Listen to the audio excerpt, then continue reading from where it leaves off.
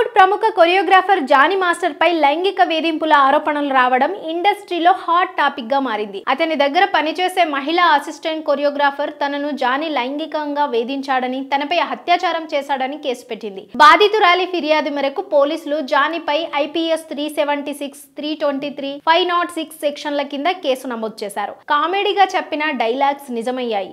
ఈ క్రమంలో గతంలో ఓ షోలో Jabardasth comedian hyper Jani master పై ఫన్నీగా చేసిన కొన్ని కామెంట్స్ నెట్టింట వైరల్ అవుతున్నాయి.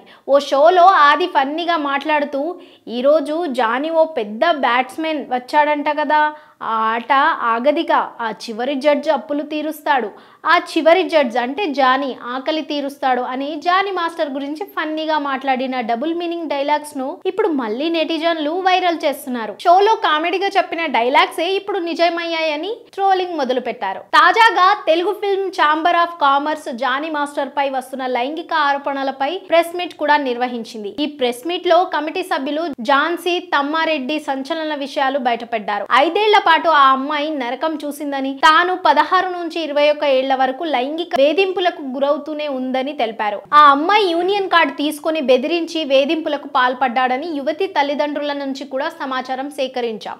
దీనిపై సీఎం రేవంత్ రెడ్డితో చర్చించి జానీ మాస్టర్ పై కఠిన చర్యలు తీసుకుంటామని కమిటీ పేర్కొంది.